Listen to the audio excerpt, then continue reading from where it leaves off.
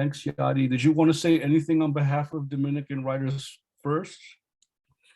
Well, if no one has heard of Dominican Writers is a nonprofit organization that supports Dominican writers, well, mostly here in the States, but we provide writing workshops, books, and we just promote writing and literacy.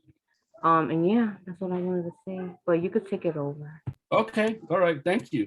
I'm very grateful to Dominican writers for hosting us. I've been following Dominican writers since Angie first came up with the idea, and I was like watching from the Bronx as the organization kept getting bigger and bigger and bigger. So then the pandemic happened, and we all went into a tailspin, and here we are again. So some of you I haven't met before, and we're gonna have a chance to all go around and say a couple quick things. My name's Charlie Vazquez. I'm from the Bronx, where I am now. What else? Puerto Rican and Cuban descent. I lived in the Bronx until I was 17. Then I went to the West Coast when I was a young musician, and it was as a musician that I realized that I was really a writer. So it was like I got into writing not through college or anything like that, but through songwriting. And by the time I was in my mid-20s, I ditched music and 35 millimeter photography just to dedicate myself to writing craft because it's that demanding. So I've worked with the Bronx Council on the Arts in the past. I used to run the Bronx Writers Center. And currently I work with different organizations. So two programs that I'm currently working on are Dreaming Out Loud, which is for undocumented writers attending CUNY schools. And I do that in collaboration with pen.org, which is an amazing organization. And Pen sort of concerns itself with writing and human rights. So they do a lot of amnesty work for journalists who are being abused by oppressive governments. They'll probably start doing that here soon. and they work with various, they do a lot of prison writing programs and different sort of human rights related stuff. And the other program I just started is with the Clemente Center in the Lower East Side. And that's called Cuentos. And with Cuentos, we're getting off to a slow start, but it's going to pick up in May. And Christina joined us last week. And there we're using mindfulness, meditation basics, and memoir writing, similar to what we're doing today. But that group, the intent there is to work with senior citizens as a way to alleviate depression, isolation, etc., that was a result of the pandemic and the lockdown. And also to ward off dementia and so forth. So I'm really interested in how creativity and wellness can kind of intersect, because honestly, now that we've been here for 5 minutes, it saved my life, right? I think for a lot of creative people, at an early age, we sort of latch on to this. We know that it has something to do with us, right? So I'm writing about all that now. During the pandemic, I became a certified mindfulness meditation teacher through Tibet House, which is the Dalai Lama's organization in downtown Manhattan. And I've been meditating on and off for about 20 years in various styles. So it was kind of cool to learn how to teach other people what I just sort of take for granted every morning. So we'll be dipping our toes into that. And I'll leave it at that in case there's time to drop things later. But let's go around. I'm just going to call you in the order you're listed here, in the order I see you in. And if you could tell us 3 quick things, because we're going to have time to write, and read. So we're going to have a lot of time to share if we choose to. And you don't have to read anything that you write here. It's totally optional, though. I encourage you because it's good to get feedback from other supportive writers. Someone's mic is on. Okay, hold on one second. Let's leave the mics off for now. Thanks. You'll have to turn your mic on when I call on you, but and then turn it off again. So just tell us your name, where you are, what you like to write if you do. You may be new, you maybe have been doing this for 30 years, and then your experience with meditation. Okay, so I'll remind you if it's too much to remember. Christina, let's start with you. My name's Christina Soto. I'm an independent filmmaker, playwright. I met Charlie last year with the first memoir meditation workshop. And this is my second workshop with him. And my genre is screenplay, feature-length screenplays. And so I've learned how to write, narrative with Charlie. And it's gotten easier for me. So I've learned a lot, and raised on the Upper West Side. And that's about it. Meditation experience? Only with Charlie. Light. Okay, cool. Everybody has their first day. So it just gives me an idea of how deep I need to go into the setup. But we've meditated together before. So Janil, if I mispronounce your name, please correct me. Janil? Yep, Janil en français. Or Hanije, like they like to say in Spanish. Hanije. Which is not it at all. So Janelle Fagundo, I live in New Jersey, born and raised in Washington Heights. This is the first time I'm doing anything like this. I was an English major in college, went to Fordham University, Montclair State University, always loved writing and reading, stopped writing maybe 15, 20 years ago, did a little bit intermittently, usually after a big life event, always felt like I had a story to tell. So I gravitated towards a lot of just, I guess, storytelling and kind of personal essays. So recently went through a pretty tragic event and have felt the need to tell that story. In terms of meditation, it's an aspiration. I've kind of dabbled in it. I've done yoga. I find myself being a very spiritual person, but the practice of meditation is difficult for me to do consistently. Does yoga, what kind of yoga do you do, out of curiosity? Vinyasa. Vinyasa. And do you find that, I did some hatha yoga a long time ago, and I really liked it. Do you find that it gets you to sort of a still, calm place in your mind? Absolutely. Okay. Cool. It's the discipline factor, that the factor that I lack sometimes, the consistency. So work a very demanding corporate job, sometimes at the expense of creativity and wellness, yes. Which I'm trying to tap back into. Well, you're here. Cool. I look forward to working with you. Thank you. And Yelenis? Thank you. And Janelle, thank you so much for sharing, because a lot of what you said deeply resonated for me, because it's sort of a parallel thread throughout my life. So I'm sort of new to this experience. I've used writing throughout my life as, sort of healing and therapeutic purposes, similar to try to document some, sort of also process either life events or just things from my childhood, and writing has always been the best outlet for me. Also, a very demanding job. I'm an executive director for an office for the Department of Education. So it's purpose-driven work that I've been doing for over 20 years that I feel deeply connected to. But in the past 2 years, it's sort of in this role, sort of been robbed a little bit of that love and passion. So I've been trying to tap more into writing.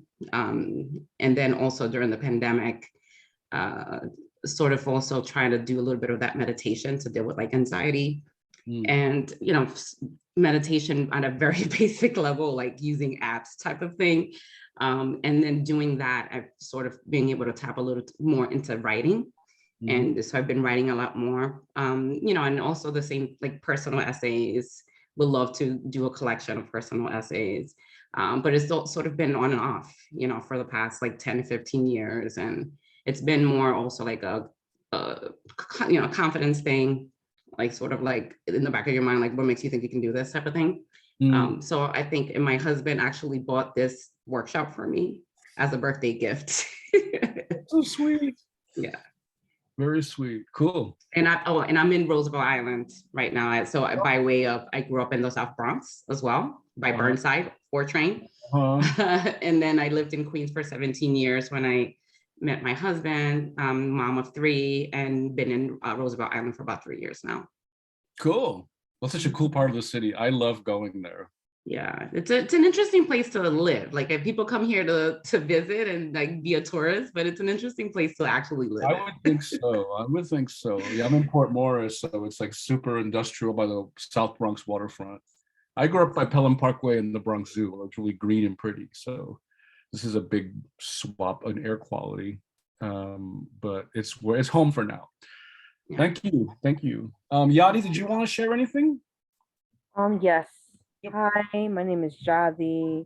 I'm from New York. I grew up in Inwood mostly, but I currently live in Washington Heights. But home to me is Inwood. I've taken a few writing workshops. I've always been a writer, more like a journaler. I started blogging when I was like 2016, like really putting my writing up in the public. But I started taking my writing kind of like focusing more like on the craft of it, like a year before the pandemic. But during the pandemic, I just it was in creativity mode because I had so much time in my hand, which I really love that. So I've taken a few writing workshops that has helped me. Also, I've met a lot of creative people, a lot of like-minded people, which has helped me my mental health in the process.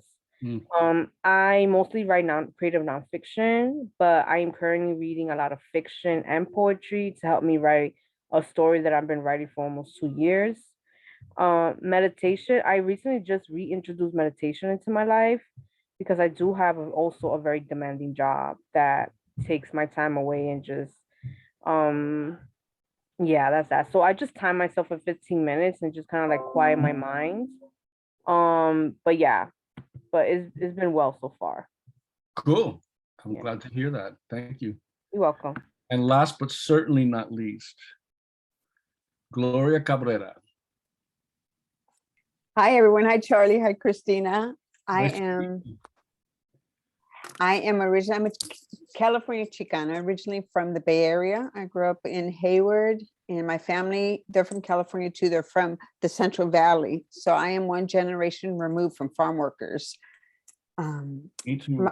Yeah, one generation's that easy. And then my mother, there was 3 of us, well, 4 later, but she raised us on AFDC and she cleaned houses, and we made her, she made us, we made her, she made us clean with her. And so, we didn't get paid. Our payment was being able to live in her house. But thank goodness for my mother, because she was not permitted to go to college. So she pushed my sister and I to go. And I actually got my master's degree from Bernard Baruch as a National Urban Fellow. And that was 26 years ago, but that's how I got introduced to New York City. And como una loca, I said I had to go, I went back to California. I came back, I said, what did I came on the Amtrak with 2 suitcases. It was a trip.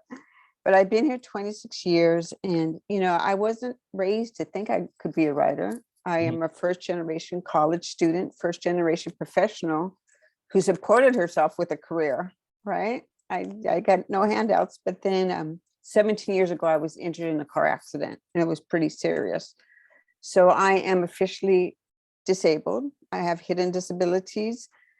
And this is my 3rd time. No, I did workshops with Charlie and Christina last year, and it was wonderful. And it really worked for me because I had a bad slip and fall last year and re-injured myself. So I'm dealing with a lot of health issues, and doing the mindfulness really helped calm my spirit and to be in a safe environment with 3 other women, and to really be able to write and share. We're able to write and share, and Charlie's great. He really made us inclusive and made us think about what we were writing, and so we were supportive of each other, and it was a good vibe. So I'm still writing. I had to force myself to get past the like someone said, the imposter syndrome. That shit gotta go. I am writing, and I do memoirs, essays, and poetry. And I learned how to meditate a long time ago, Charlie, when I was first injured. And I think I need a little more of it right now, because right now I am in the process of seeing if I need back surgery. So it's a second back operation. So my stress level is like, whoo. Okay. Well, I think that I'll just cue us in for a couple of things. Oh, here's Judy. Okay. Perfect timing, Judy. You almost got locked out. Hi, Judy. So we'll say hi to check in with Judy real quick, and then we'll jump in. How are you? I'm so sorry. I'm looking at my wrong email. I'm like, oh dear. It's okay. We just made quick introductions. So why don't you just tell folks your name, where you're from, and what you like to write. I'm a family physician with complex PTSD. So I'm writing my memoir about my time in South Africa and the time of the civil unrest and how I awoke to the terrible atrocities that the white supremacist government, and I'm writing my memoir about my psychosis and my family and conservative Afrikaner background. Very cool. Very cool. Thanks for being here. So we're just getting started. Okay. So I want each of you, when we get to the writing, and Gloria sort of said something really key. In life, I tell this to all my students, especially the undocumented students are afraid that they're going to get discovered when they go to the bodega. Like they live in 24/7 paranoia. So in life, we like to avoid conflict, right? Unless we have to. It gets to a boiling point. We have to have that argument, that uncomfortable conversation, the curse out, whatever. In writing, writing that pops off the page dives headfirst into it. So when we get to the writing thing, I want you to all write courageously. Again, you don't have to share anything that you write here. But I think that if you go into it with courage and fearlessness and without the pressure of thinking that someone may hear this or you may reveal something sensitive or whatever, you don't need to worry about that here. You can just be fearless, dive in, go straight to the emotional undercurrent and explore it head on, because that way, the thing that you fear most, and I'm speaking for myself also here, I've been writing for more than half of my life, and I'm 50 years old, is that sometimes we have to sort of warm ourselves up to get to those pressure points in the story where the emotional dynamite really is. So yeah, you can get some tissues, that's fine. Do what you need to do, and we're gonna actually get ready to meditate. So I want each of you to turn to the side so that you're not facing your computer, okay? All you have to do is listen. You don't have to even, so long as you can hear me, you'll be fine. And there will be a meditation bell that'll start us and stop us. I'm gonna guide you a little more heavily the first time. For the second meditation, I'll be a little lighter. Okay, but we're at all varying skill levels here. So I want to make sure that you get some good time in. So keep your feet about shoulder width, nice and flat on the floor. If you're wearing tight shoes, if you're wearing anything tight, loosen it now. Okay, nothing should be constricting your body unless you need it to. Okay, you want to totally relax. You don't want to draw any attention to your body in terms of discomfort. Okay. If you need to lean back on the chair because of pain or discomfort issues, that's fine. But if not, sit straight up without leaning back on the chair, okay? And this is to facilitate the respiratory system and to get lots of oxygen moving in and out. So we're gonna sit up nice and straight, shoulder width, feet flat on the floor. Place your hands, palms down on your knees, okay? Or on your thighs, depending on how long your legs are, okay? Nice upright posture. So we call it strong back, soft front. Your chest and your belly should be relaxed, okay? And you're gonna bring your chin down just a little bit so that your gaze hits the floor about 4 to 6 feet ahead of you, okay? And I want you to just sit there without moving, okay? Now close your eyes, okay? And just visualize this very, very simple, relaxed posture, okay? Your feet are making contact with the earth, they're grounding you. The mindfulness meditation in the Buddhist tradition, we call the union of earth and heaven, okay? So your feet are your connection to the ground, that's your grounding. You know you're not going to fall or tip over or slide, okay? So you have a nice stable body from your waist down, nice erect posture, upright but not uptight. You shouldn't be straining to sit up, okay? Nice and statuesque. Hands relaxed on your thighs or your knees. You can spread your fingers if that relaxes you, okay? And your head is in alignment with your spine so that you're not leaning back and you're not sort of drooping forward. Nice and straight, but comfortable, okay? Now with your eyes closed, okay, I want you to imagine about a marble-sized ball of bright light at the very top of your head, okay? Almost like a little marble sitting on the top of your head, right in the middle, okay?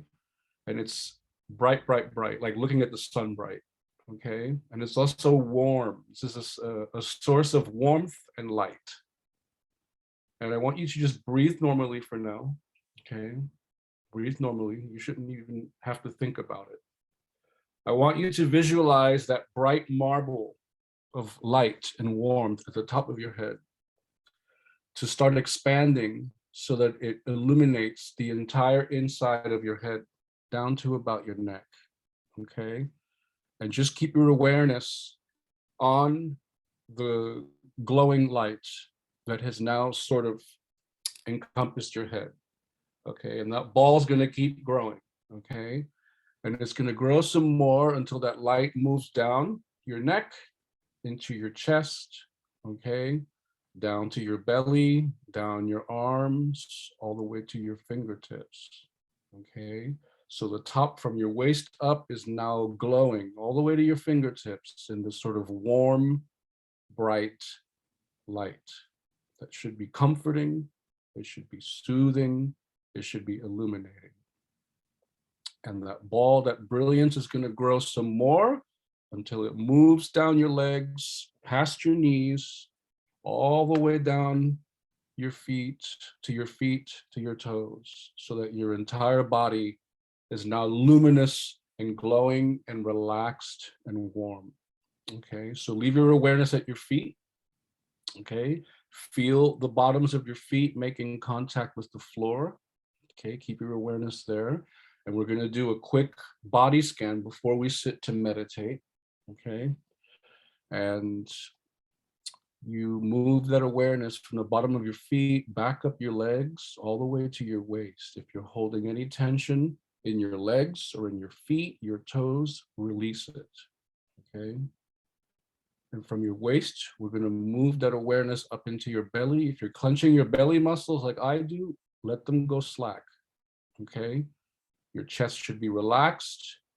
Let's bring that awareness all the way up to our shoulders, down the arms to the fingers. Okay, if your fingers are clenched, release them.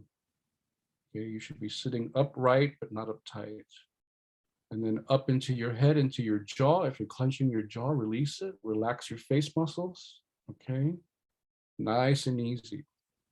So we're sort of flushing out all the physical tension in our body as we're sitting nice and upright to facilitate the next part, which is bringing our awareness to the sensation of air moving in and out. So let's take a deep breath in together now. Take a deep breath in, fill the chest, okay? Hold it a second, and then release it, okay? And notice with your eyes closed where you feel the air moving in and out most presently. Take a second deep breath in. Notice where you feel it. It could be the nose, the chest, the belly. We're all wired differently, okay? And release it when you're ready. I feel it most presently in my chest. Some of my students feel it most presently at the tip of the nose, okay? Third deep breath in, okay? Fill up with light, nice and bright, and exhale, stress, tension, anxiety. Let it go, let it go, let it go. So those three words, let it go, are the keys to meditating successfully. You don't have to try too hard, okay? You relax your way into it. It's not a cerebral thinking exercise. So you can resume your normal breathing, okay? Take a nice last final breath in. Okay, let's fill the chest. Exhale. Exhale negativity, tension, stress, okay? And resume normal breathing at this point, okay? We're gonna do a 10-minute sit.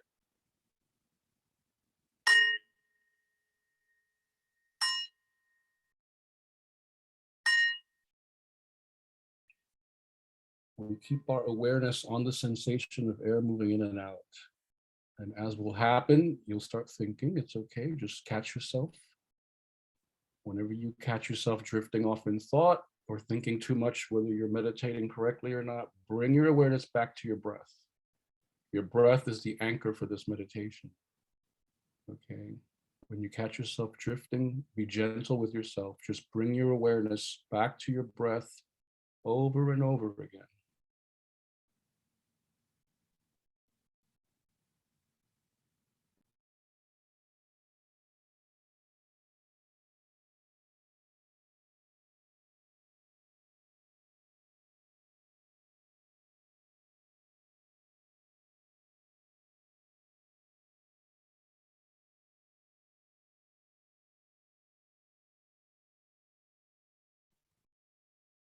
We meditate by being gentle with ourselves, with the precision of technique, returning to the breath, and letting go of thoughts as they come, in the front door, out the back door. Let the thoughts go as they come, go as they come. Don't hold on to them.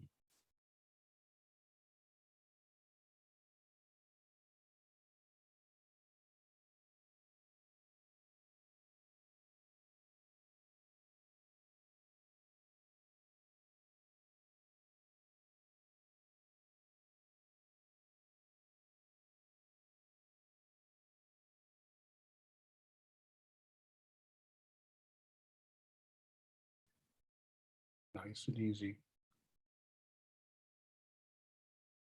Just sit with your breathing.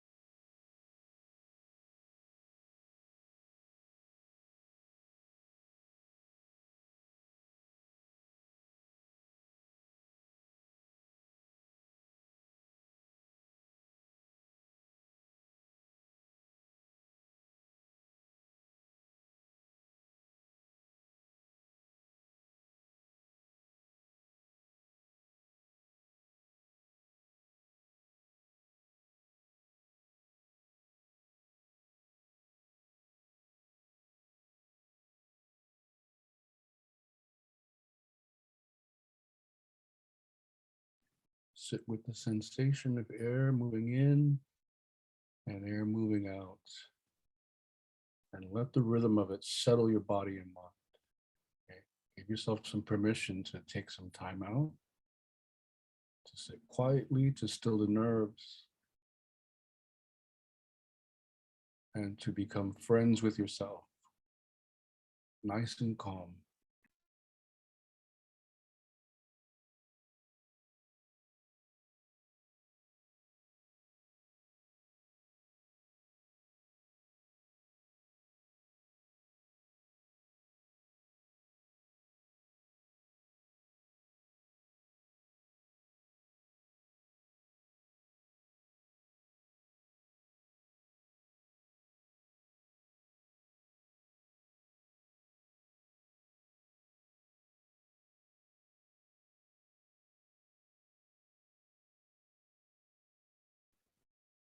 Allow your body to relax and settle, but also keep your awareness nice and bright. Okay, nice and bright.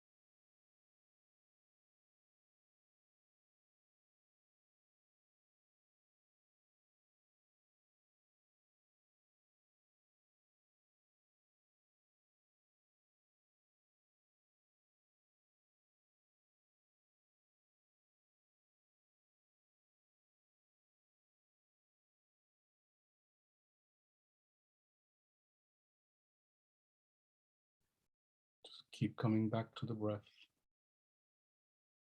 over and over again.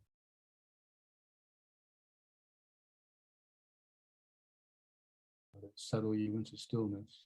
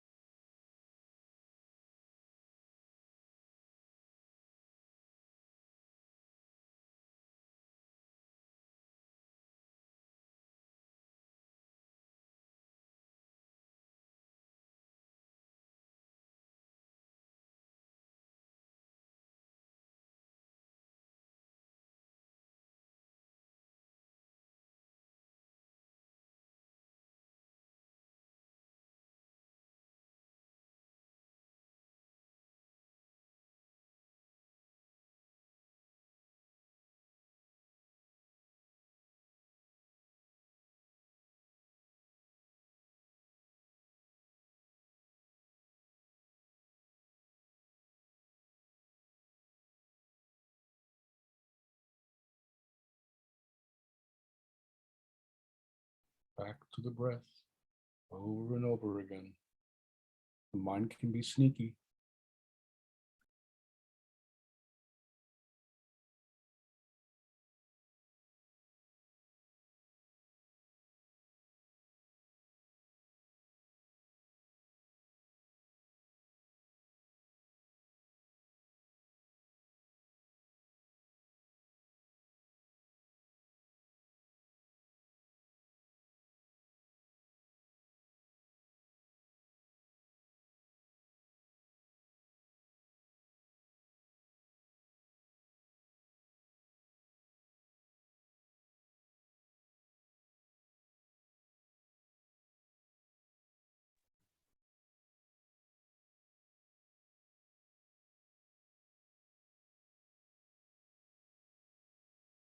Nice and easy.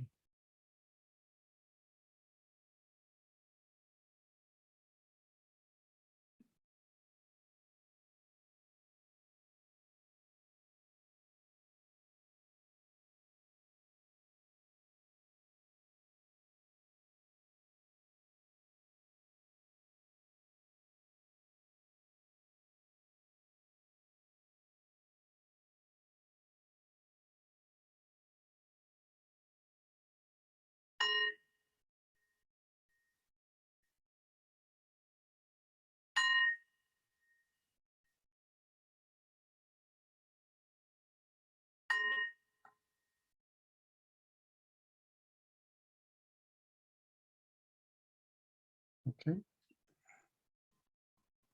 You can open your eyes and come back.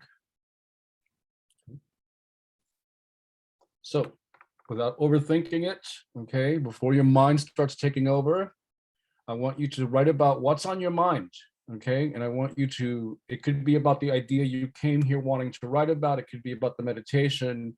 Let's just start with where we are at right now, because that's what meditation is, right? We're watching the thoughts come and go, the moods come and go, the memories come and go, the sensations come and go. So just write about where you're at right now. Don't worry about it. Don't overthink it. Just start writing. We'll write for 10 minutes and then we'll check in at about 6:45, okay? Don't censor yourself. Just dive in.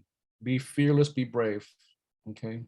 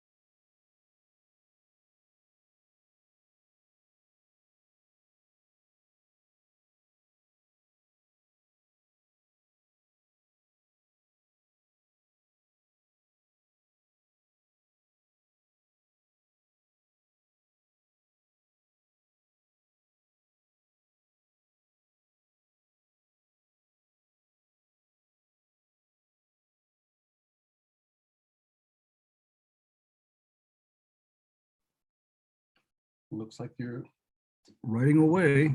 So take a couple more minutes then.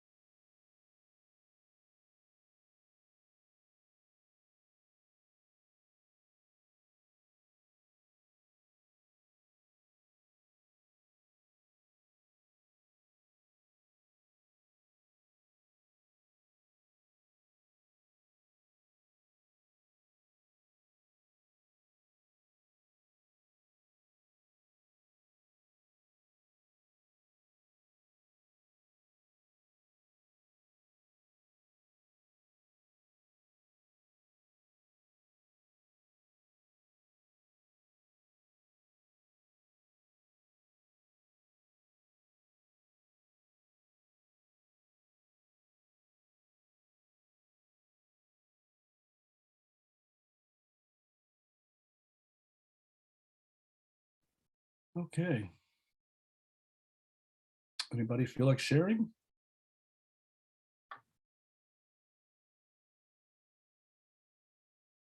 You're in good hands here. When I had a reading series, I always read first because nobody ever wanted to read first. But Charlie, why are we being I lost you. You were on and your mic got turned off.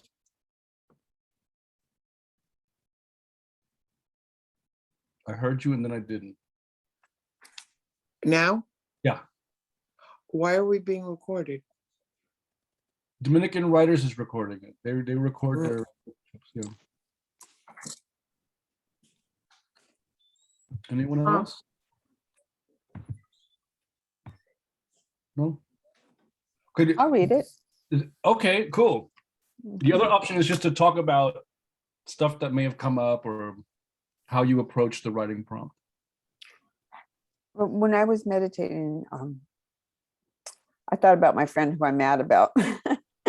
That's the first thing. But then when I saw it in my mind, as I was relaxing into it, I saw a big river.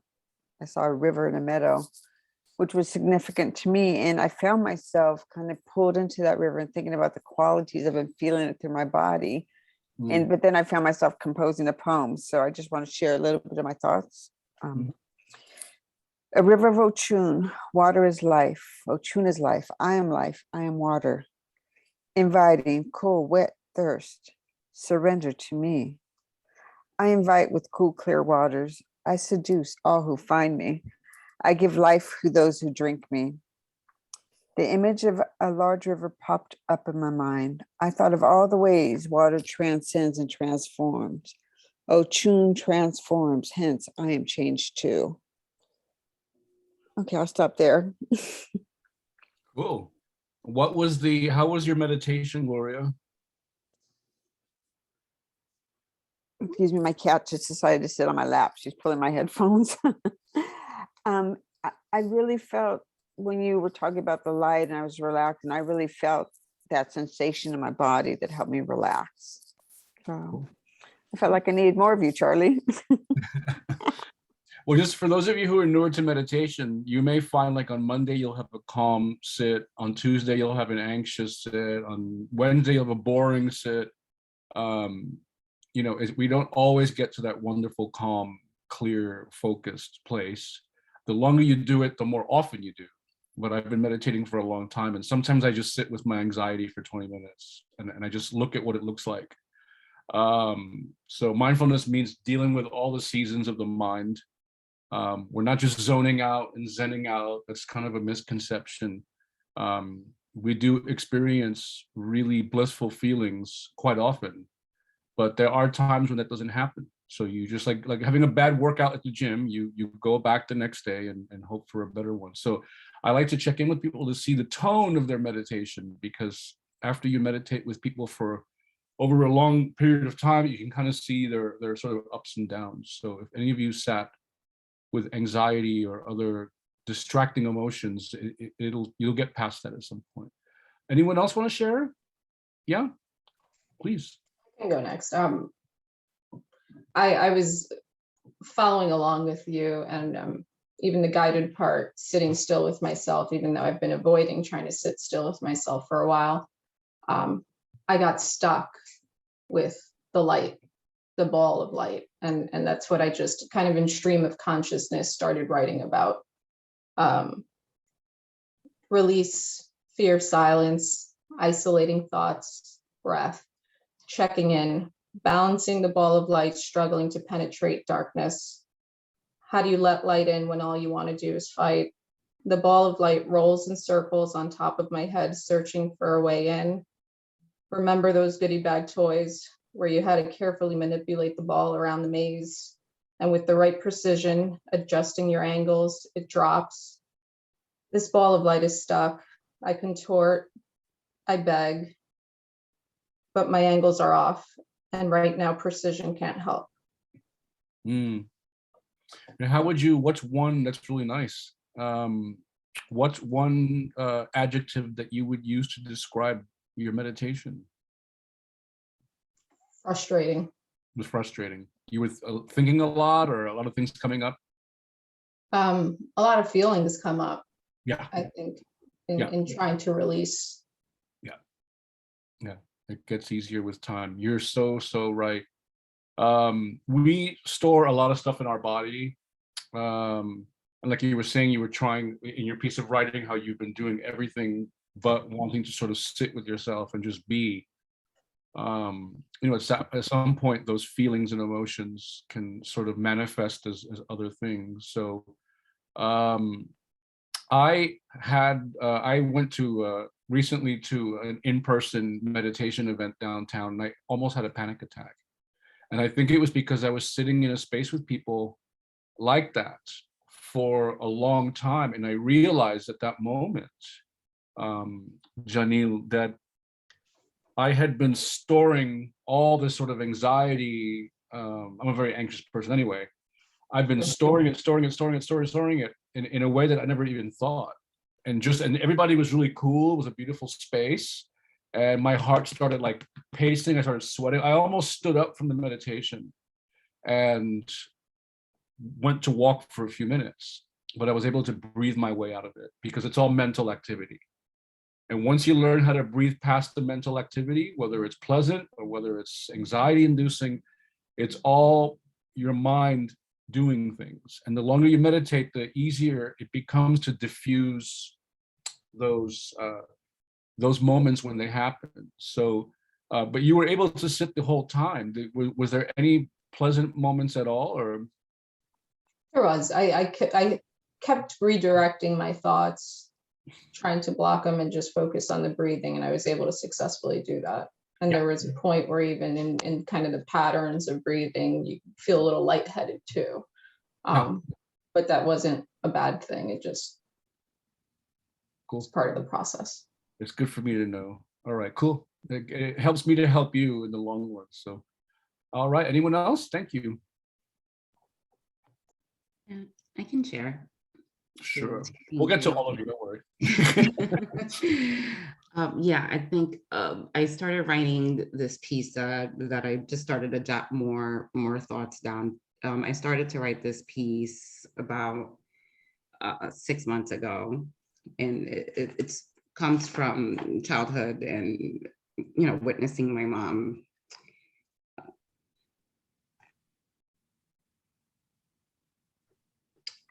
go through a really bad relationship. That was very physically and verbally abusive, and I never really dealt with it. Sort of just internalized it. And my grandmother passed about 5 years ago, and she was sort of the buffer in my life in terms of sort of picking me out of these situations and sort of being that safety. And when she passed, all these sort of feelings that I've been bottling for a really long time started to come out. And then when I started meditating, I was able to write this down, and it was so hard that I haven't gotten back to it in 6 months. So what I was struggling with during the meditation was sort of the feeling of it coming back up.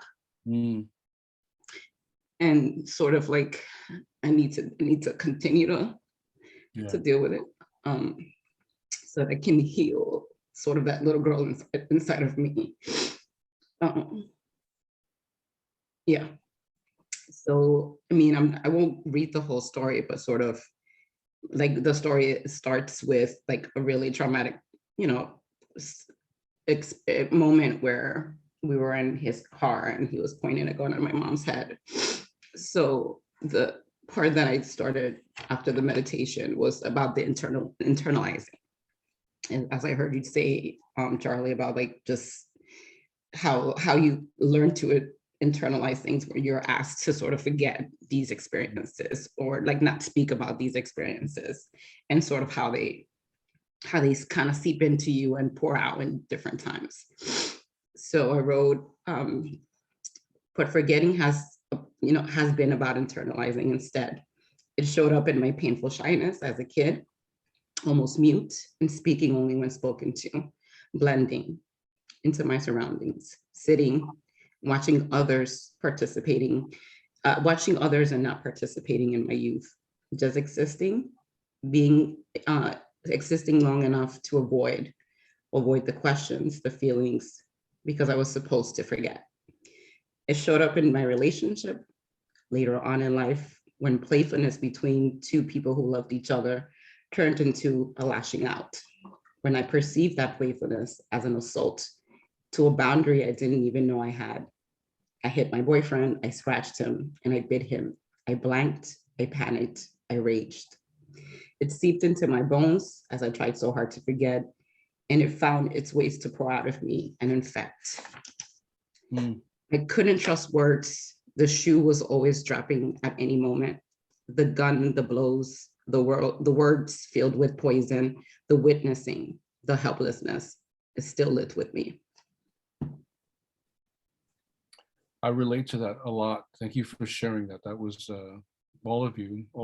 That's incredibly courageous. My dad was very abusive, and a lot of the things that you mentioned, my mom left him when I was 10, but my childhood, I often found myself feeling the way you're describing a lot. That really resonated with me, and I know how difficult it can be to share that. I'm just writing about that now. People have said, you should write a memoir, And I'm like, ugh.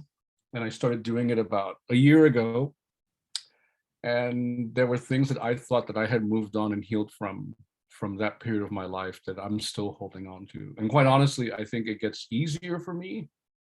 But I know that the writing is sort of a valve that helps to tap into those. It's almost like tapping into a natural gas reserve, or like you're sort of tapping into this energy that's just sort of been squashed down in your psyche, in your body. And part of that discomfort and those re-emerging feelings is the healing process. Healing can be really uncomfortable and itchy and scabby and painful. So I encourage you, without endangering yourself, to to continue to release that pressure, because I think that there's a lighter feeling on the other end of it if it winds up happening anything like it has for me. So thank you so much. Anyone else? Christina, Judy? Yeah, please. Thank you, yes, for sharing, everybody. I started writing because in 2016, I kind of saw this rhetoric really up front when we were in Arizona, and I thought I could write about apartheid and my experiences. And I wrote my memoir, and then my mom got sick with cancer, and the memoir is about my mother, who's a narcissist. My father had complex PTSD, was brought up in an orphanage, so he was very abusive. And a conservative Afrikaner, and we were given all sorts of imprinted racism. So I thought I could write about that, but actually the more I wrote, the more I realized how much white prejudice and white fragility and how much I didn't know about white privilege. And so the journey for me was not about me showing apartheid in South Africa. It was showing the racism within myself still, and the damage done by complex PTSD. And I'm a doctor. I didn't know about complex PTSD. It's not recognized by the DSM, not even yet. And so I didn't even know about it till I started writing. And in 2016, I started to learn about complex PTSD, all this, everything, and my whole life has changed. And so I found actually while I was meditating that I've actually discovered something that I hadn't realized before. I hadn't realized that I stopped writing my memoir because my mother was sick and I felt bad writing about her.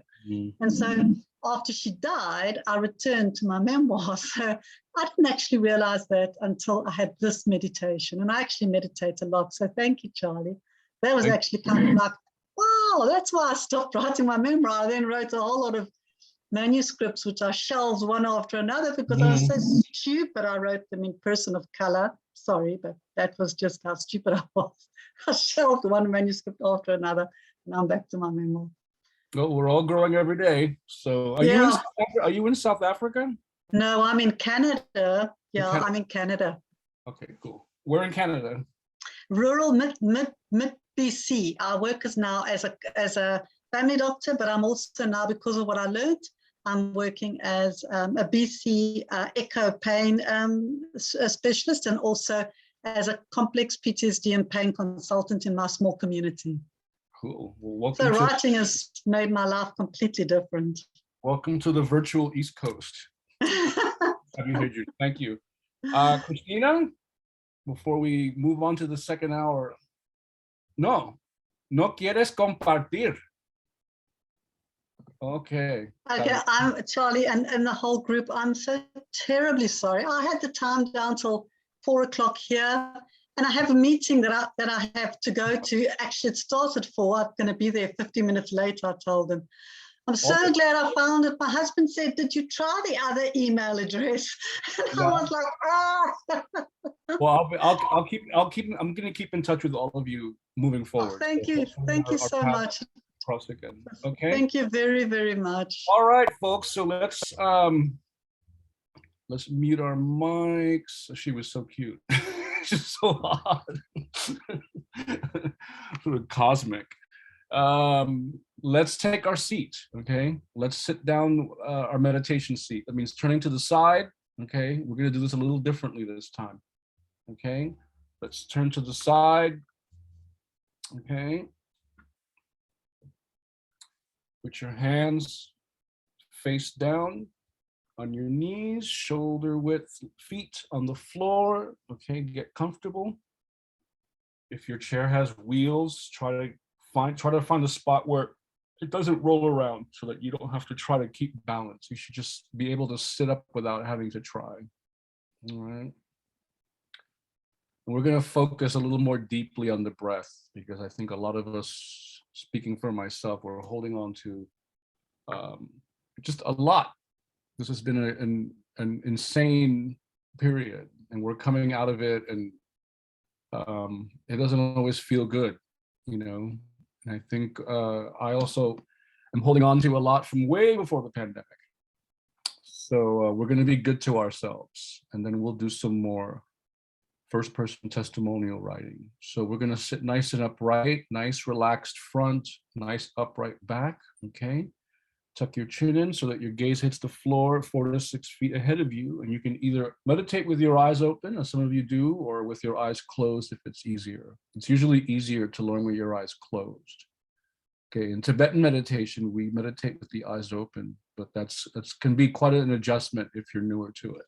So whichever feels better for you. Should you open your eyes, your gaze should hit the floor about 4 to 6 feet ahead of you. And you're just taking in the light that's coming in passively without focusing on things. So we're seeing, but we're not looking. We're not aiming our vision and paying attention to details on the floorboards or the carpet. We're just sort of very passively looking, seeing with our eyes open.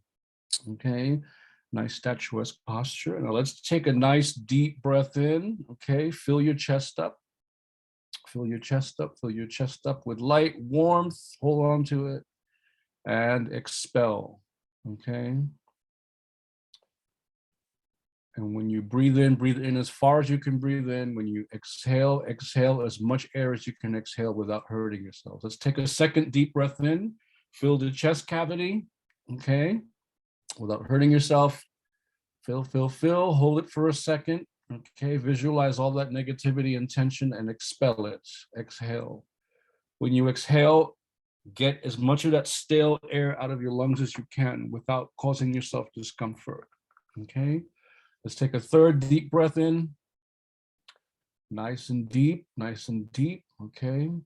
Let's hold on to it once the chest is full and then let it go, release, okay?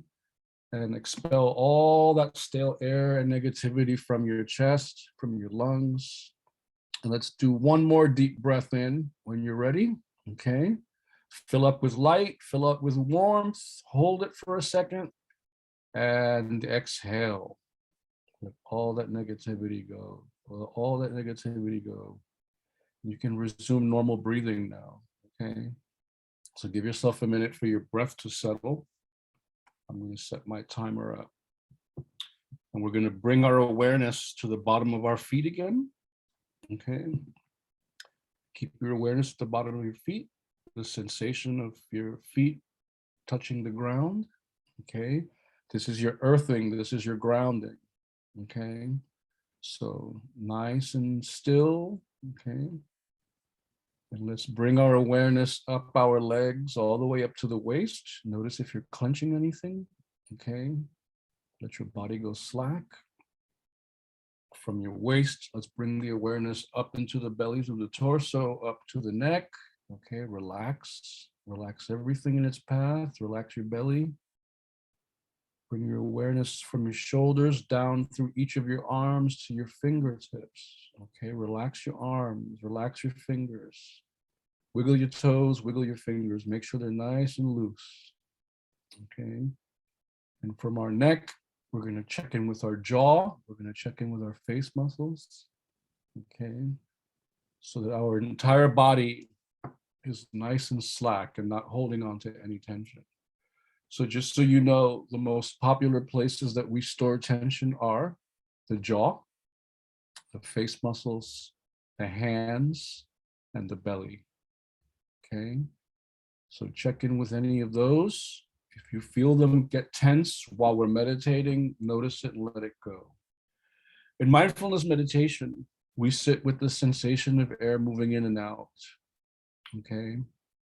And that's your key to relaxing and settling into it.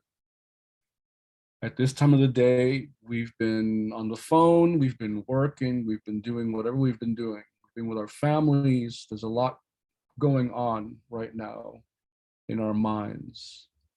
So the easiest way to settle into it is that when a thought comes into your mind, and it will, you're not trying to stop your thinking, you're just recognizing that and you're letting it go. You're getting to your shopping list later, you're getting to that email later, you're getting to your kids later, you're getting to whatever comes next, okay? And this can be a little challenging at first because for those of us, especially who are ambitious and go-getters and taking care of people, we live in sort of a flood of thoughts moving in. And we've become accustomed to grabbing onto those thoughts and giving them energy.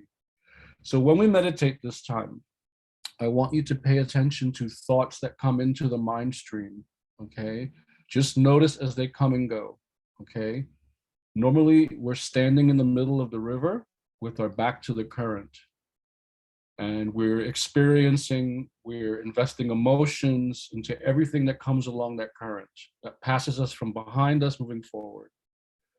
When we meditate, we sit on the riverbank and we learn how to sit on the riverbank and watch all those things moving past without getting involved in them. And it gets easier with time. If emotions come up, if whatever comes up, okay, you keep coming back to the breath. And over time, it will get swept away in the current, okay? So breathe normally, hands nice and relaxed. Okay, we're gonna do another 10-minute sit together. I'll prompt you a little less than last time. Starting now.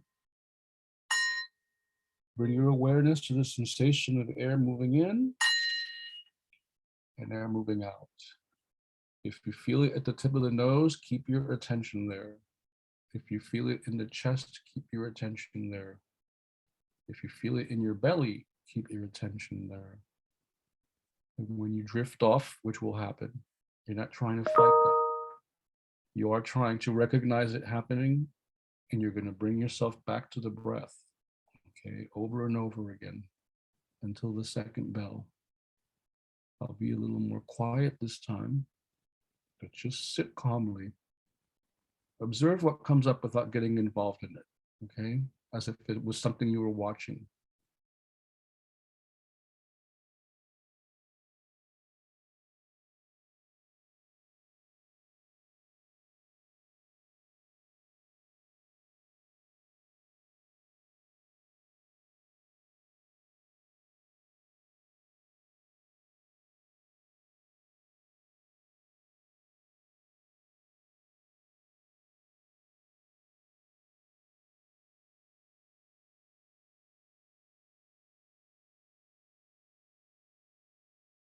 Nice and easy. Be gentle with yourself, okay? Nice and light. Nice and self-loving.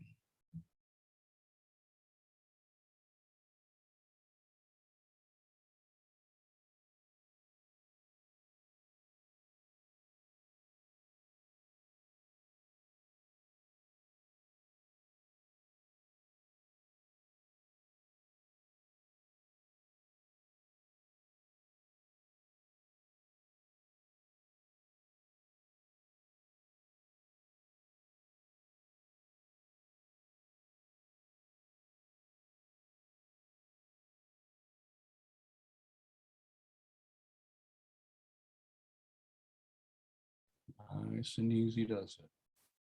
Sit with your breath. That's all you have to do.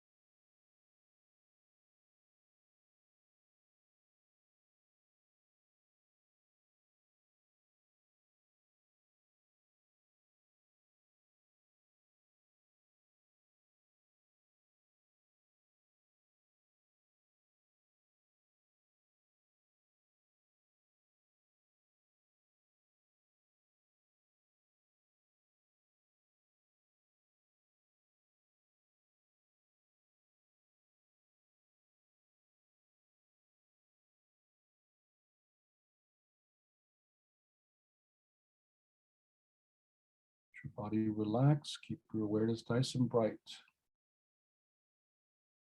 Sit with the breath calmly. Just keep coming back to the breath.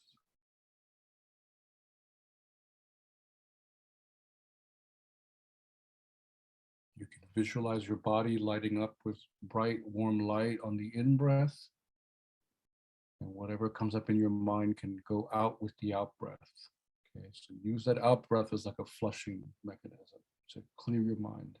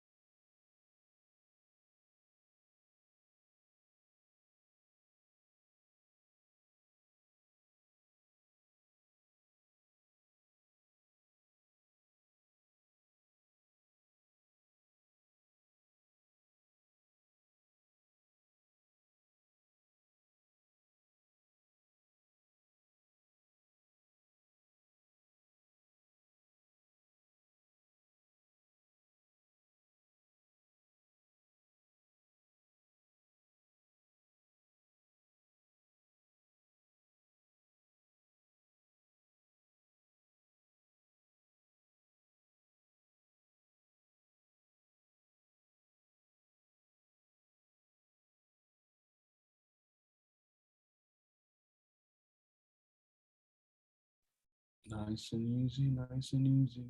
Just sit calmly. Whatever comes up, let it go.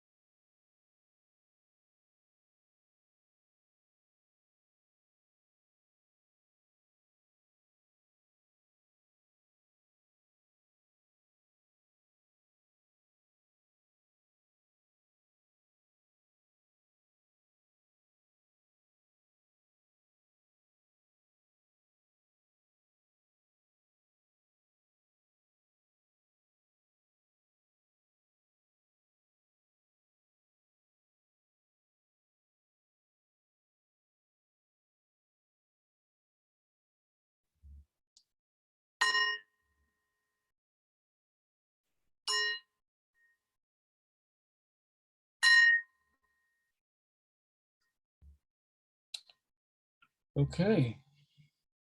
Maybe do some stretching if you need to. Okay, we're gonna do some more writing. Some more writing, some side to side, get your neck moving, roll it all around. All right, we're gonna switch tactics here, okay? So the topic, the writing prompt is childhood joy, okay? I want you to write about whatever comes to mind with those two words, childhood joy. That could be yours, someone else's. Write about childhood joy. The first thing that comes to mind. Try not to do your plan B. We like to say first thought, best thought. Okay. The ego likes to get in the way and say, no, do this instead. But that first thing that comes up is usually the strongest, even if it's uncomfortable. Childhood joy. Okay. Let's do that for the next 10 or so minutes.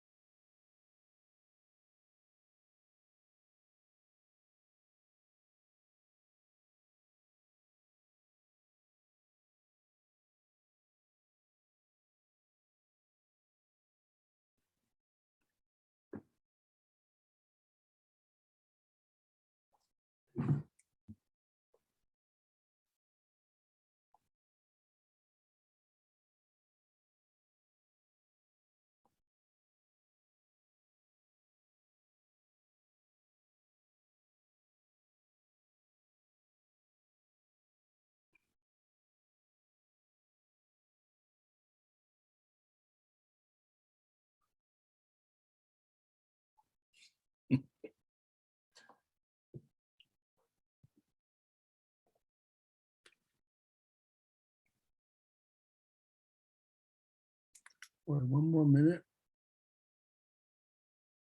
I see you plugging away.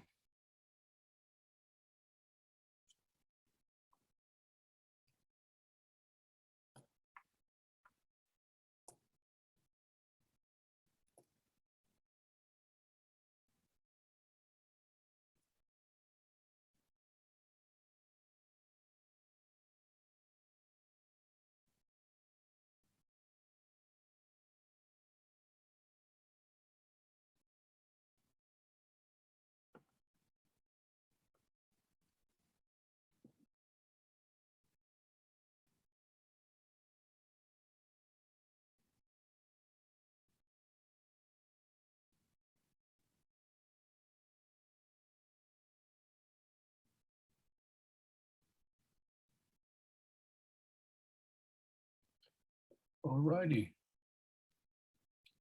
You're in the middle of a flow. You can turn the volume down and keep going. I don't want to stop you. If and when you're ready to share or comment, just let me know.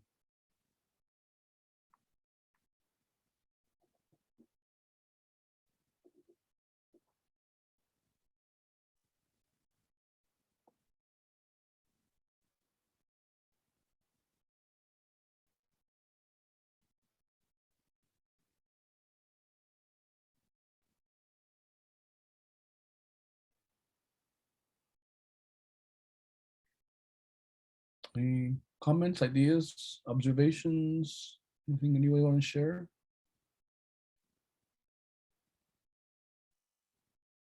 You just go for it.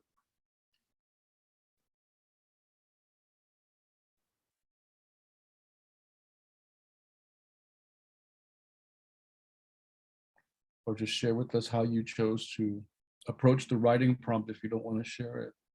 I'm just curious to see how you took that.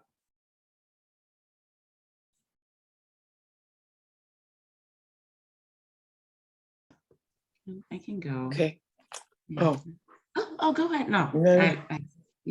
I that's okay.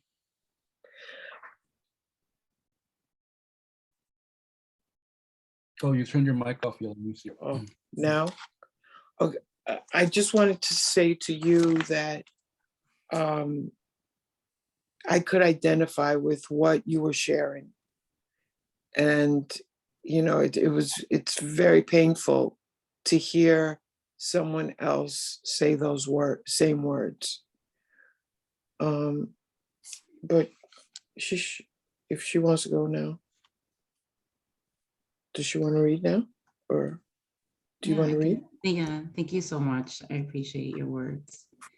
I mean, the meditation was a little challenging for me the second time around, admittedly, because my husband, my kids came back from whatever they were doing and they walked in. So I'm having a hard time focusing. But Charlie, when you said to think about childhood joy, what came to mind for me is I spent, as a Dominican American, as a child, I spent a lot of my summers in the Dominican Republic. So I was sort of like shipped off to the DR every summer from little girl till about 13. And then my grandpa passed, so my grandmother came to live here full time. So that's sort of when I stopped going. But one of the things that I was accessing was sort of the childhood joy I experienced when I was there every summer. So what I wrote was just, I wrote, and my grandmother lived in this really nice sort of retirement colony in Boca Chica. So I love spending time with just adults. I was always that type of kid. I didn't need to be around other kids. I just love to be around adults. So childhood joy for me was just being shipped off to DR. I loved it. So I wrote Boca Chica on the beach, clear blue waters, sun kissing my tiny shoulders, my grandma and grandpa in the distance, sitting, watching me, drinking a presidente, the sand digging holes, eating fresh fruits, fried fish and janiqueques, and Red Country Club soda, floating in the water with calming waves at my ears. Nothing seemed scary or out of reach, pure joy, safety, and stillness. walking home, hand intertwined with my grandmother's hand, looking up at her beautiful porcelain skin and red hair, her smiling back at me. Sunsets in the gallery of her house, my grandpa sitting on my grandpa, him rocking me to sleep as I would look up at his kind green eyes and him dozing off before I did. Oh, very Nice. sweet. Very sweet. Yeah. Very cool. Thank you. It makes me want to go to the Caribbean. Yeah, that's all I got for now. No, it's good. It's good. It's amazing how we can turn the dial on our energy and what we focus on and put energy attention to sort of lighten things up when we need to. So we need to. It's a good reminder that when we get stuck in sort of a dark or sad or scary place, that we can put our attention elsewhere for some relief from that. So that this was a little purposeful that way. Who wanted to go next? I do. Oh, go ahead, because you didn't go last time. Okay. It was a sunny day in Los Angeles, California. I was sitting in a school bus on my way home. And as the bus was approaching, I saw my mother standing there outside waiting for me to get off at my bus stop. I ducked down and hid underneath the seats until the last stop. Very cool. Where were you guys going? No, I was going home, but I was actually trying to run away from home. Oh my, what's the backstory there? Same business. Yeah, there's a lot to run away from, right? Yeah, at a very young age. Yeah, Mhm. you know. And I just made it to the last stop, and then they took me back. So it was fruitless. Mm-hmm. So it's like your grandma was your time away. Grandma, no, my mother. Mm. That was my mother waiting Right. for me. Interesting. I've seen Christina use like these prompts, and she winds up developing like theater pieces. I have a feeling that's the tip of an iceberg to be discovered, knowing your process. Was that the first thing that came to mind? I'm just curious. Of childhood joy, of getting away from my family, yes. Uh-huh. Yes. Interesting. From my parents, because it was just two younger brothers and myself. Yeah. So I'm glad that you did that. My teachers, I'm a student in sort of the Tibetan Buddhism lineage, and one of my main teachers, who his books survive, he died a long time ago, has an idea called first thought, best thought, and there's other versions of it out there. And usually when we're asked a question or we have to make a decision, the thing that we feel most strongly about is released either from the unconscious or subconscious. And it's the first thing that springs to mind for a reason. And then the ego steps in. Often, sometimes we go with that first idea. And then sometimes the ego will step in and go, you know what? Let's not go there. Let's do this instead. And usually the plan B is something that's easier to work with, or something lower conflict, or with something with minimal conflict or minimal complications. But that first thing that comes up most of the time, there's always exceptions, I've noticed, to trust that advice in my writing. And that's what I tried to prompt us with at the beginning about writing courageously. And when that first surge of whatever it is comes up, when you're asked something or prompted something, there's usually a reason for that. And sometimes exploring it is not comfortable, as we all can relate to, but there's usually a reason for it. So I just wanted to leave you with that first thought, best thought, because you'll start to catch yourself, you'll start to catch your ego throwing a plan B in the road because it doesn't want to go there. And sometimes there's reasons trying to avoid trauma or discomfort or clashes with other people or what have you. But just notice when that happens, because it does. It's really helped me to free myself in my writing and to get the ego out of the way in order to do that deep and soulful stuff that needs to happen. Because the ego is concerned with being right. It's concerned with pleasure. It's like that little brat who wants to get its way, and we all have it. We all have it. So just be aware of the ego throwing plan Bs on the road when something's strong, when a strong impulse for something comes up, especially in creative. Probably not at work. There's probably political reasons why you wouldn't want to do that in social settings, but in your creative work, notice when that strong feeling surges, and notice that first thing that comes up, and see if you try to talk yourself out of it. Okay, because it'll help to free your writing and make it feel less constrained and self-conscious. And I'm just going to deal with the nice, safe stuff here. Some of the writing that we remember deals with, we turn to storytelling a lot of times in memoir and fiction because there's usually some big problem or complication that these characters need to overcome. And we go on that road, on that journey to figure out how they're going to do it. So just some editorial advice. Anyone else want to share? Yeah, please. I can share. This was a bit of a challenge. You threw me in for a loop with childhood joy because all I want to write about is sadness. It was improvised. It's not what I had scripted. But yeah. I was like, great, now I have to find happiness. I felt very strongly about it. So similar to Yalenis, that's how you pronounce it. I too used to spend my summers in Dominican Republic. Sometimes my mom would send me and I'd be supervised by my tias or unsupervised rather. Other times we would go as a family, but it never really felt like we were there as a family. Parents, the adults stuck together and the kids were just on their own. But those were the happiest summers of my life. And I'll leave that there because not all my siblings and I got to experience that growing up. And I came to the realization that maybe that was a factor in things that have happened. And I don't mean to be cryptic, just to put it out. My brother 2.5 months ago committed suicide. My younger brother, he was like my baby. He was 19 years old. And we're still dealing with all the pain that comes with that. So childhood joy, where was the sunblock and the parental reminders to apply it?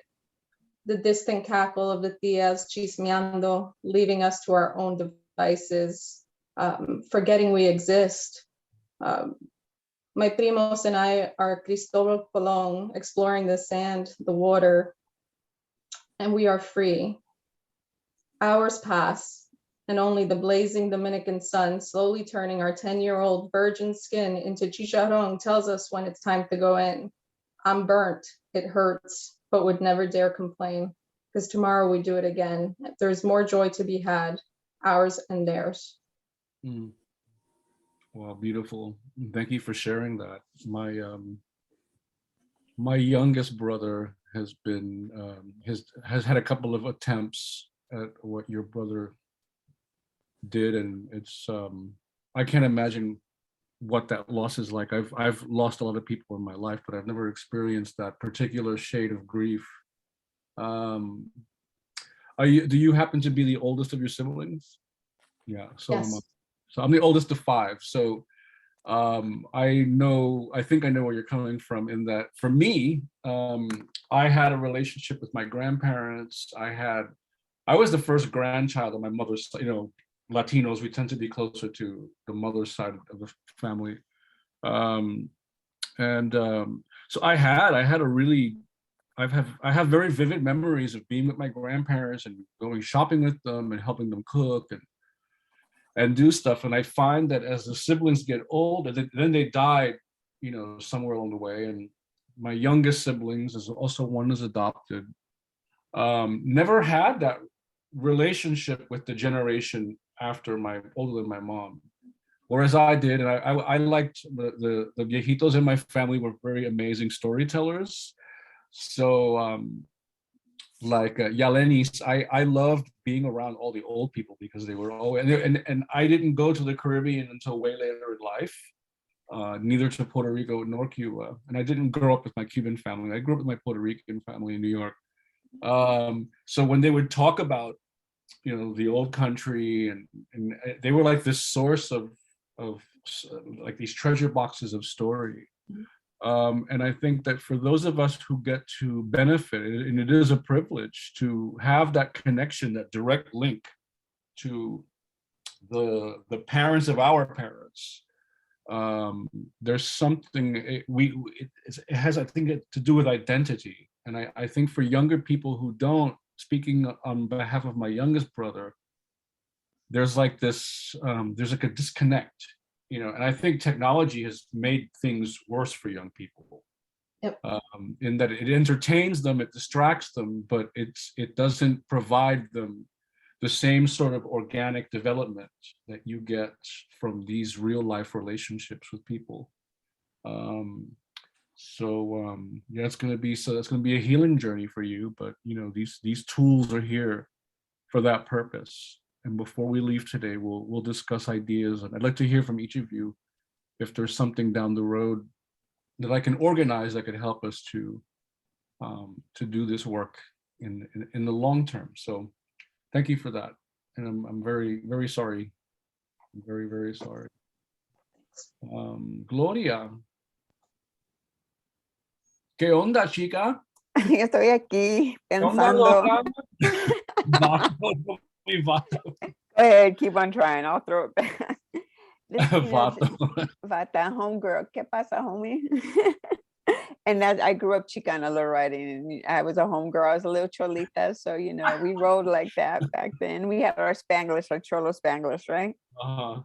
So joy in childhood. Wow, it takes me back to a street that we lived on a different place, and this is Rex Road. So I like it here with all my scraggly neighborhood friends, who really aren't my friends. We just play together. Michelle lives across the street in the apartment complex, which is kind of unusual since it's an only 2-story apartment building on Rex Road. Michelle is Peggy's friend. They're both older than me. One time we went into the entryway of Michelle's apartment. Michelle warns us, shh, you have to be quiet. My mom's meditating. It sounds serious. I'm impressed. This trip across the street with Michelle is worth the effort. We get to swim in her swimming pool, and we get to make noise. We get to yell. We get to laugh. We get to giggle. We get to jump in the pool.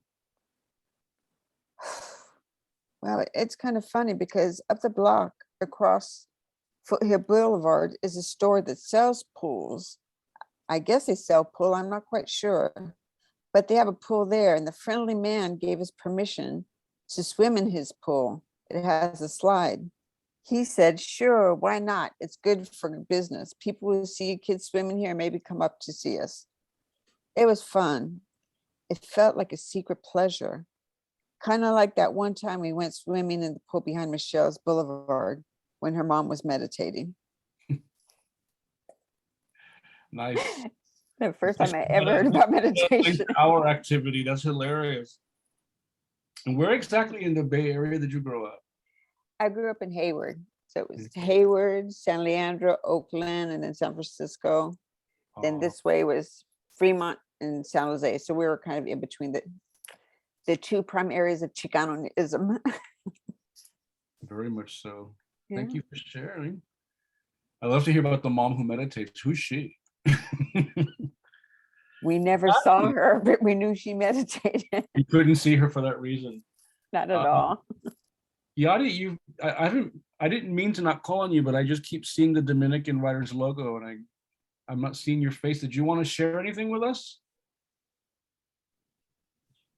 No, I didn't have time to talk because there's a lot of noise in the background. Okay, just checking in. I was just like, oh my gosh, she's been here the whole time. You're so quiet. Thank you. Hey, stop it. If at any point you need to interject in the future, just do so. All right, cool. Well, let's do a little breathing exercise. We're not going to do a full meditation. Stop it. What's that? Sorry.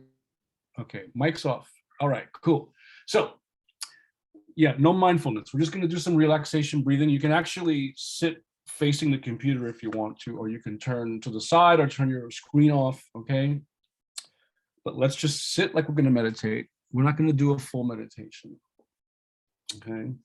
We're going to do some energy release here. Make your room nice and comfy, okay? And then we'll do a debrief and figure out any possible next steps.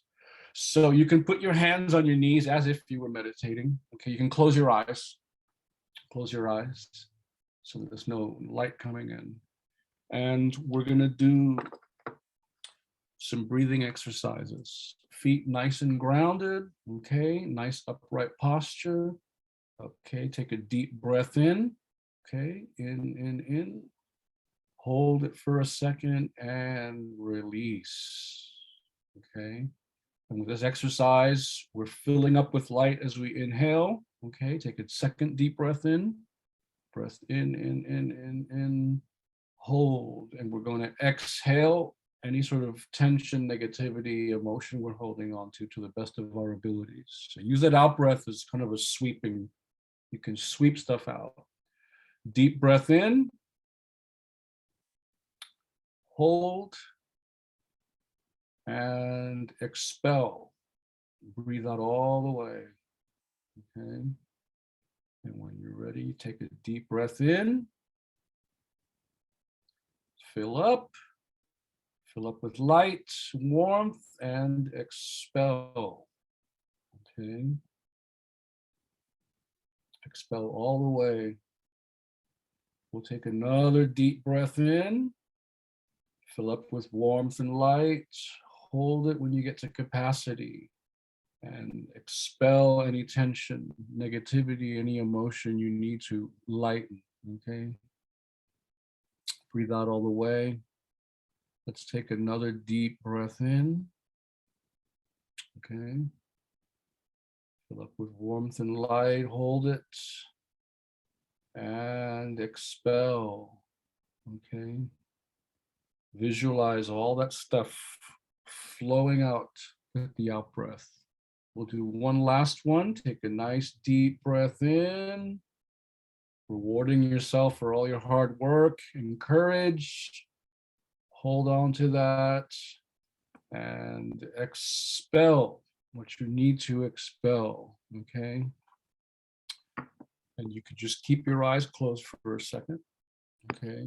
We're gonna do a sort of a contemplation for world peace, okay? World peace begins with each and every one of us. So it's by beginning to work on our own inner peace that we can contribute to the mosaic necessary for creating larger scale societal change during this time of conflict, of sadness, of upheaval, of sickness, of tragedy, of grief. We're all in it somehow. We're all in this together. So I hope that moving forward, when you need a little bit of a break from the world, you can come and do this. You can close the door, okay, ask for 10 minutes, 5 minutes, okay, sit nice and upright, sit with your breathing and your eyes closed, okay, and use your breathing to calm you down, use your breathing to center, use your breathing to come back into your body, okay? Because the world, social media, our families, our careers, we're constantly being pulled out. And part of what people like about meditation, whether they realize it or not, I'm starting to learn as I teach more and more people, is that it gives us that brief, short amount of time to just sit with ourselves. And sometimes it doesn't feel good, sometimes it's uncomfortable, but sometimes it's what we need. So remember the 3 steps from mindfulness. If you do the full meditation, we take our seat with a nice, relaxed, upright posture, step 1. Step 2, we bring our awareness to the sensation of air moving in and out. Okay, we're not thinking about air moving in and out.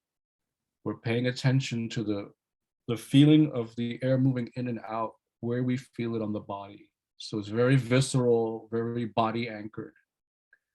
And when thinking starts to happen, and it will, we've got lots on our minds, we have lots of responsibilities, emotions, things happening around us, things we're hearing in the other room, we come back to the breath. And we come back to the breath over and over again. And we sit with it for as long as possible without getting interrupted. And we return to it until we stop meditating. So you can open your eyes now, okay? I'd like to thank each of you for dedicating time this evening. I know time is precious. We all have lots of demands, family, career, relationships, health issues, and so forth. But I hope you had a good time, and I'd like to hear from each of you before we start moving on with our evening.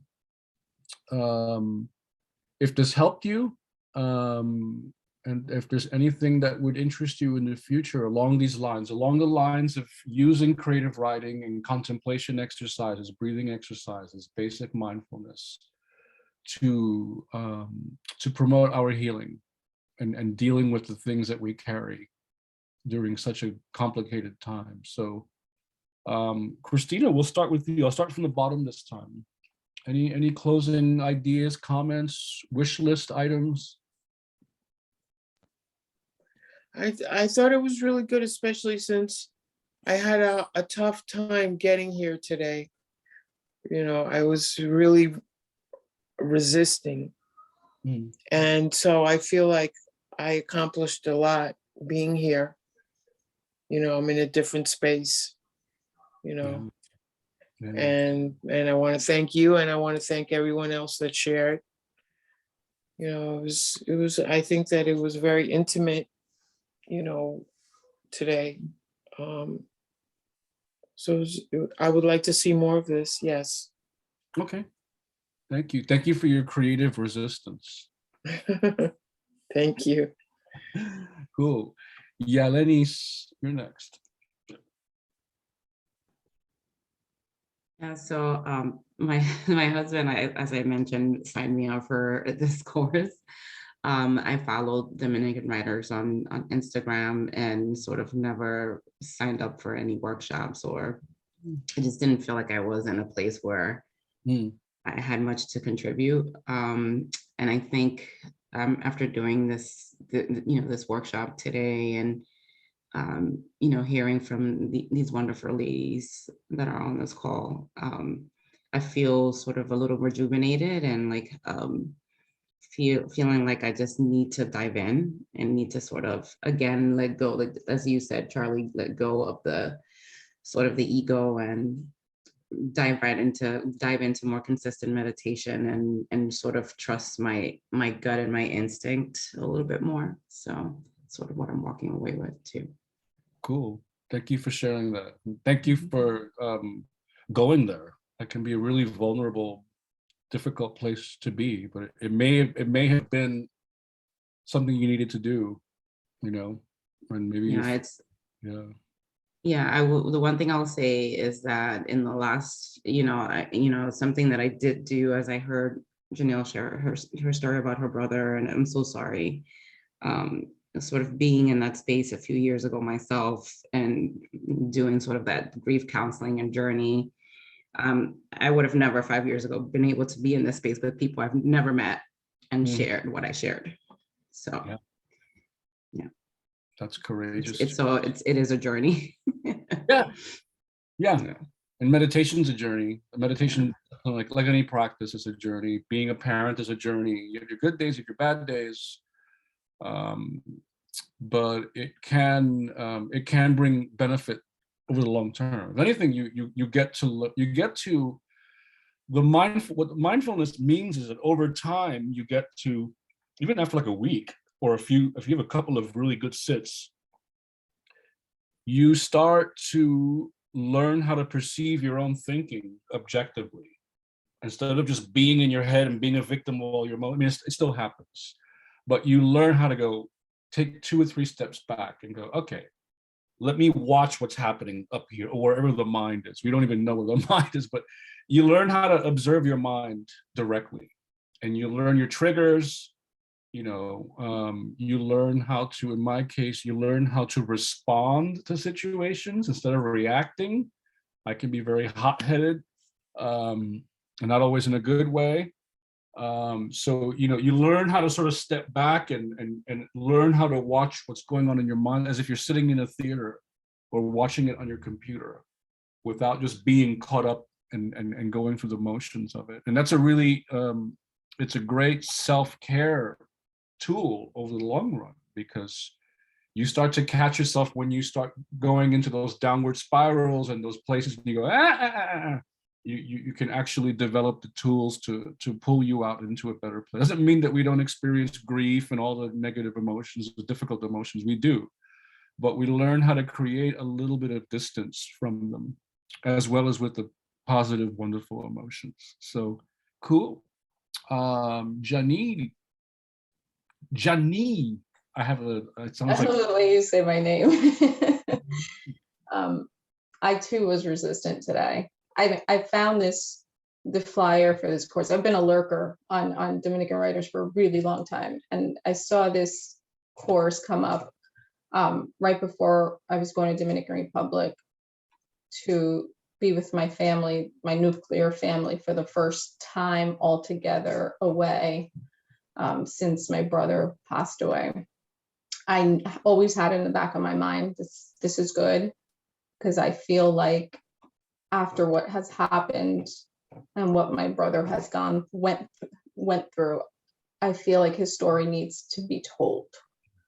My brother, the last year of his life, struggled with mental illness. He could not trust his mind. And when you're a highly intelligent individual whose mind is deceiving them, it's a struggle. And he lost that struggle. So I decided today, last minute, to sign up for the course because I need to kind of find finesse in how to tell this story. But I also needed to understand and kind of rein in my own mind. And I wasn't seeing the parallels between the meditation and the writing until we started getting to it. And I realized that I have a fear of meditating the same way I've had a fear of writing for so many years, because I don't trust I'm going to say. I don't trust what I'm thinking. So this is kind of, I'm not saying like I'm going to write a book tomorrow, but this is one step that has put me in a direction where I'm less scared. Yeah. And I've actually put a pen to paper for the first time in a really long time. It's a major step. Congratulations. I'm glad you were able to do that in this space, and that you felt comfortable and safe, and especially with such tragic circumstances on your mind. And it's still so new. I mean, the healing's going to go on for a long time, but I imagine that the wound is very fresh. We'll do what we can to create some, we'll see. I'm gonna make sure I have all your emails before we sign off, because I got a partial list. And once I come up with my next idea, we'll figure out an idea for a series and figure out a time that may work. And Gloria, and who I'm gonna let speak next, and Christina were part of a group called the Writing About Illness. It was not the right name. It was like meditation. Anyway, it just so happened that they were part of a group similar to this that I was doing on my own. And they and two other ladies started writing about their health struggles, 4 completely different situations. And they were using meditation and sort of this peer support group and writing as a way to document it, but also to promote healing in body and mind. And some of the results that we were able to, over the course of like 4 weeks, were pretty incredible. So I think that a lot more of us can use that space for whatever it is we're sitting with. So I'm just seeing a pattern here. I'm speaking aloud, which I do. I'm very annoying and transparent that way. Gloria, how are we? I'm doing good. And I have to say that I feel like it was just a magical evening for me.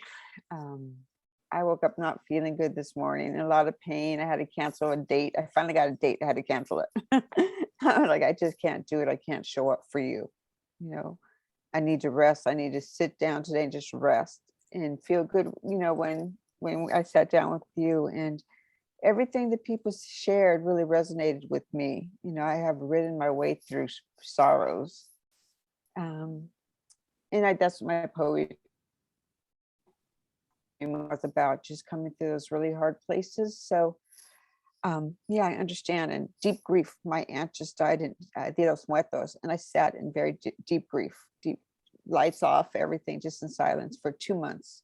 And I still grieving her, but you know, that was intense. So I do understand how it can hurt, but I'm also joyful because we are here together, you know, in writing. And I hold hope for all of us. Because writing is very therapeutic. And I thank you, Charlie. You're wonderful. I really enjoyed your guided meditations. I just do for others what I do for myself. So, but thank you. It is nice to hear that. And Yadi, are you like, she's like, I'm ready to sign this thing off. No, I just want to say, who was on the set that? I think it was Janelle. I say your name right? Mhm. Yeah, you said something like that you're just afraid, that you were like afraid that you or what you were gonna write. I could so relate to that because many times I still feel that like I'm afraid what comes out of my mouth, because sometimes I just like I'm so direct, I don't know how to talk to people, so I'm like I leave it to the page. But sometimes I'd be so afraid to say what I need to say to the page. I'm just like, you know what? I'm just gonna leave it in my mind. I'm just not gonna say, because I'm also afraid of my words, because my words do become a reality, and I just become, you know. So I could definitely relate to that. And I'm working on it.